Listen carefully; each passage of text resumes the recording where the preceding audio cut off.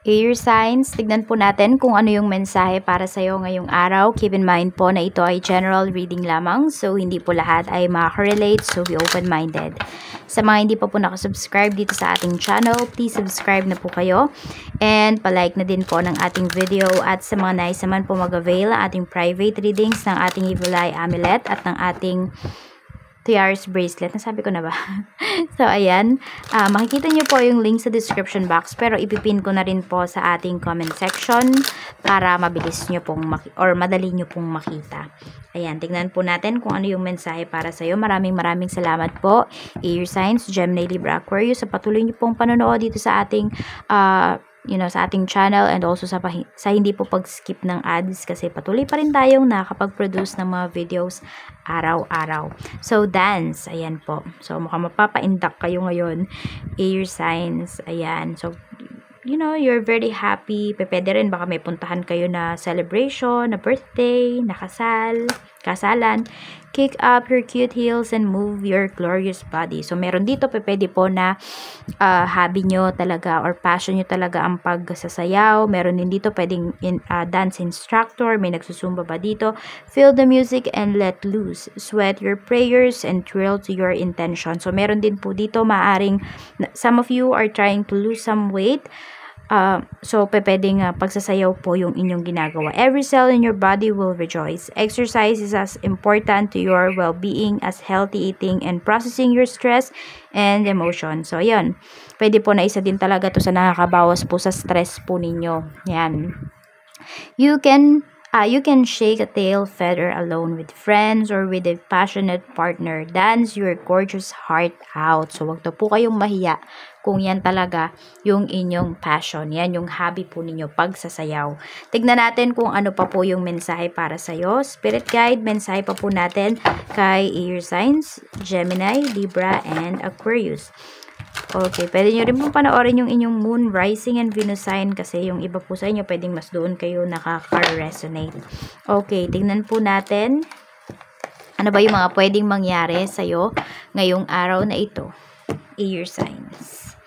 Okay, ano po yung mga kaganapan? We have the Hermit. So, some of you naman po, pwedeng hindi pala kayo nagsasayaw. Some of you, pwedeng nagme-meditate. We have Judgment. Okay, pwedeng meron kayong aatenan din dito. Okay, so pwedeng may competition. Yung iba po sa inyo na aatenan. We have 5 of Cups. Meron din dito, pwedeng malalasing. So, baka nga po may party kayo na pupuntahan ni Your Signs. So, ayun, wag siguro magpakalasing, ganyan. Yung iba sa inyo mabilis kayo malalasing kasi pwedeng meron dito, may pinoproblema kayo at parang nahanap ninyo yung perfect time para uminom. Ayun. Yung iba naman sa inyo, di ba kayo umiinom? Siguro, ito ay partner po ninyo kung hindi kayo. So, tignan natin sa family, we have Page of Cups and we have the Magician. So, pagdating naman po dito sa family, ayan, pwedeng lagi may nagpupuyat dito, kaka-computer. Tapos, meron din ako nakikita dito, pwedeng kumikita because of online games. At meron din dito, pwede po na nagyayaya sa inyo yung inyong anak or pamangkin na lumabas.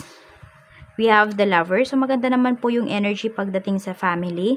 Siguro may pasaway lang, but part of life, part of having a family. Maingay, pero nakakapag-concentrate naman po kayo.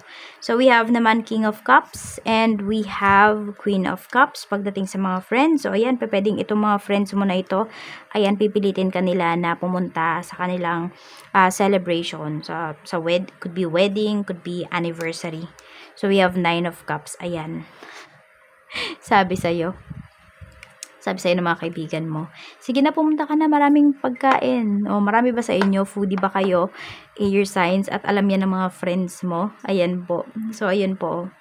Parang ititreat ka talaga nila ng maayos. Kaya ini-invite ka nila dito. And turing nila sa'yo, family. Ayan, parang hindi sila papayag pag hindi ka pupunta. Or magtatampo sila sa'yo, ganon. So, tignan natin pagdating naman sa iyong love life. We have King of Coins. Okay, and meron tayo ditong 7 of Cups. Pagdating ito sa love life mo. Okay, we have 2 of Cups. Pwedeng, magkasama kayo ng person mo, pero yung isipan niya nasa trabaho. So, yun yung parang pinag-aawayan ng iba sa inyo. Hindi kayo magkasundo. We have 10 of Wands. Okay, nai-stress yung person mo. Siguro yung iba po sa inyo kapag ganyan, marami talagang gawain, intindihin nyo na lang kaysa mag-away kayo o kaya magkasama nga kayo pero di man kayo nagpapansinan. Yun yung nakikita ko kasing energy dito. Tapos yung iba naman po sa inyo, pwedeng tinext mo yung person mo, saan kayo ngayon, saan kayo kakain, ganun, or ano yung kakainin ninyo. Sabi niya, bahala ka na. Tapos, ayun, nag-aaway kayo kasi di kayo magkaintindihan.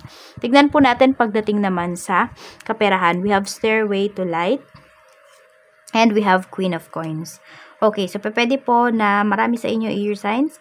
Could be kayo yung breadwinner sa family or kayo yung mas malaking kumita dito. So pwede po na, ayan, may mga ano dito, investments kayo nagagawin for some of you. Tapos meron tayong temperance. Okay, may hinihintay pala kayong pera dito. Or it could be good news pagdating sa pera. Meron din ako nakikita dito, may i-offer po sa inyo. Ayan, so malaking pera ito. Pwede rin meron dito ma-awardan kayo sa municipality ninyo. Hindi ko lang alam kung para saan at pwede nga, 'di ba, may contest kayo na sinalihan dito. So ayun, baka may ma-receive talaga kayo or hindi, baka may ma-receive talaga kayong pera or compensation diyan or prize. So we have Page of Swords pagdating naman sa inyong trabaho. We have Nine of Swords. And also we have the Sun. So, sobrang busy. Alam nyo, medyo stress kayo pagdating sa trabaho, air signs. Pero pinapakita naman po kasi dito, magiging happy naman kayo. Or alam mo yung sulit naman, pwedeng makaka-first prize po kayo dito. So, pwedeng pagdating sa trabaho, meron kayong sinalihan, ganyan. Basta, or meron dito, yung project po ninyo, yung mapipili, na kunwari mag-represent sa inyong trabaho. Sa company ninyo, kunwari. We have the Star, or kung meron nag-aaral dito, could be sa department po ninyo. The Star, Queen of Wands, and meron tayo ditong The Empress pagdating naman sa negosyo.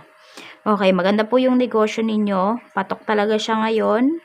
Okay, we have Eight of Swords. Pero yung iba sa inyo parang hindi pa kayo satisfied. O siguro, nafe-feel nyo din talaga air signs na parang, teka, parang kulang pa yung ginagawa ko. Kulang pa yung mga actions na binibigay ko pagdating dito sa aking negosyo. Siguro kaya din hindi nasa-satisfy yung iba sa inyo. Tapos, ito po, meron ba kayong mga hinihintay talaga ng mga investments dito? Sinasabi naman dito, wag lang kayo talagang maboboard. Ayan, or kung naboboard kayo, isip kayo ng mga new ways para dito sa inyong negosyo. Kasi, papunta talaga siya sa papunta sa pag-i-improve. Nag-i-improve talaga yung business po ninyo at papunta talaga siya sa tuloy-tuloy yung kita. Siguro matutulang kayo air signs na i-appreciate kung ano yung kaya ninyong gawin ngayon or kung ano yung kinikita ninyo pagdating dito sa inyong negosyo. At ito naman po yung inyong lucky number. We have number 9, 22, 53, 56, 40, and 55.